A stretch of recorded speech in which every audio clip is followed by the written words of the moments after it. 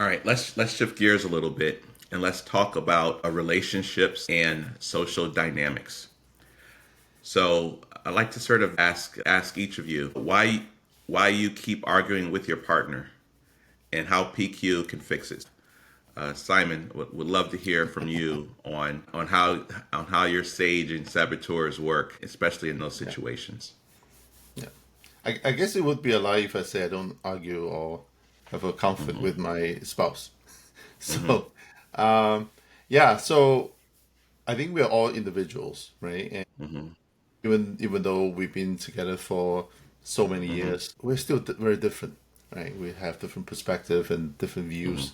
So yes, so the question is, how can we kind of come together and handle different situations? We all have different emotions at different point in time. So how do we kind of like bring all that together properly? And yes, I think the book kind of covers a couple of things I think we can definitely learn and use it and learn from it. So one of them that I find is really good from the book is about others. One of us have a PQ channel, right? In addition to the data channel, right? Instead of just hearing what the other person is saying, is that let's connect at their PQ level as well, or the PQ channel as well, just to really kind of go beyond what they say or what they have been doing, right? So I think Hmm. that's the first step is let's connect at that PQ level, and then there are five sage powers, right? The next one would be to start with empathy, right? I think Hmm. a lot of the things can get resolved or being it can get into a solutioning phase by starting with the empathy, empathize with ourselves, empathize with the other person, and then we can start to go into the other ones like exploration, innovation, navigate, and then of course deactivate at the end, right? I think this five powers of Sage has been a framework for me. That's great. So leading with empathy and using the five powers of the sage in order to navigate that difficult conversation, and then yeah, having empathy for not only your partner but also for yourself. That's really good. Anjanette, how do you handle disagreements with your partner? And I can't picture you arguing, but I'm sure it happens. So how do you handle those situations? So I'm going to cite a couple of things from the book because I thought that they were quite revolutionary. In so at the base of this book, I think is cultivating self-awareness, right? Edwin, you mentioned labeling, and that can be very difficult to label that you can be judgmental, which is a saboteur, like to actually label your saboteurs. Or are you a victim? Are you a pleaser? And it really helps bring yourself out of having negative emotions like shame or frustration or anxiety about those things. It actually helps you look at it and being able to discern and then to chart a path forward that is more optimally rooted in your sage. But so here was the thing that I found very interesting. Shirzad Shermeen says that positions are typically held and defended by saboteurs, who are by their very nature not interested in resolution. Saboteurs are only interested in being right. So in an argument, and it doesn't necessarily just have to be with your spouse, it could be with anyone, that you're most likely in saboteur mode if it's become combative or if you have any negative emotions in an argument, because otherwise it's a discussion, right? The Hmm. difference between an argument or conflict and just a discussion are you in sage mode, which would be just a discussion, or are you in saboteur mode, and that's an argument. And for me it was like, oh yes, saboteurs aren't interested in resolution. They want to be right. So it's obviously oppositional positions. And, we think that we're going toward resolution where you're just fueling each other's saboteurs. So if you've ever, I've been in an instance where someone's saboteur triggers your own saboteur.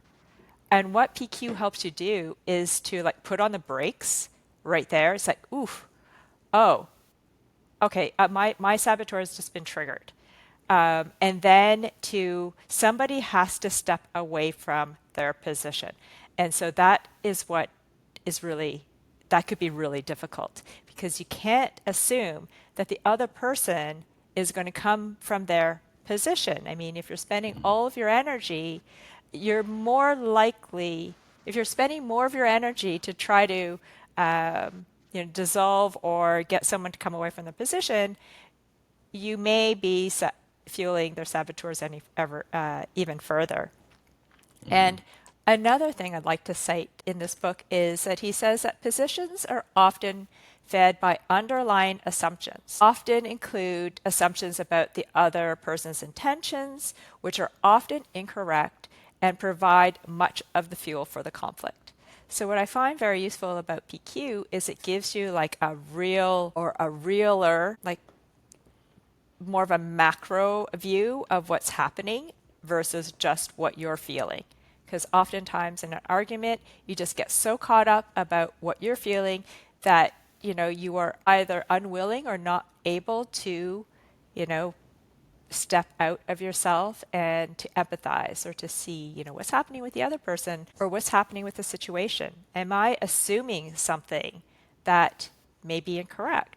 What is this really about? Is it triggering something in me that, I have to sort of take a look at and label and, have enough courage to not go into shame or blame or whatever mode. And it also allows you to discern, maybe you're in a relationship that you might need to seek help or go to therapy, or it might not be right for you. But to be able to make that decision from a sage mode versus a saboteur mode. Because I think when you make decisions or you start to say things and act from a saboteur mode, that's where we tend to get more embroiled in conflict. And that's where we tend to act in a way that is more fueled by survivor mode and more self-interest than it does about taking a wider look at the situation.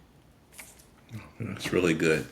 That's really amazing. I think you guys have both touched on very critical areas, and so I'm gonna only address this from one perspective, right?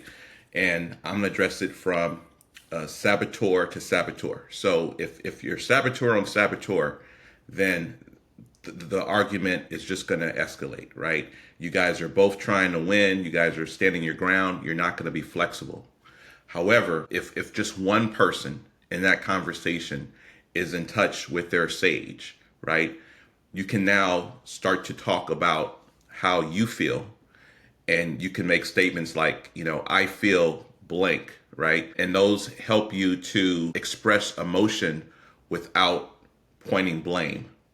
And then you can now bring your partner or bring the person that you're having a conversation with into sage mode yourself by asking them, hey, how do you feel? And let me know how you feel, and explain it to me that way. Because you've got to get this other person from being a saboteur and start to explain the problem so that you can understand their point of view, right? And so you want to approach them not necessarily very inquisitive, but what you want to do is you want to, of course, pause. You want to, of course, breathe, and then you want to approach the conflict with curiosity. And by doing that, you're now asking them questions. You're getting them to talk, and you're getting your spouse or your partner or whoever you have in the conflict to communicate how they feel. And then once you have a clear understanding of how they feel, you can now take the conversation into solutioning and trying to figure out a happy path to moving forward versus staying, in those two argumentative camps. So I just want to sort of add that to the equation. So, if the argument is saboteur on saboteur, probably not going to be great. But by having one person in sage mode, and being empathetic and being curious, hopefully you can bring that other person down and start to work on solutions together.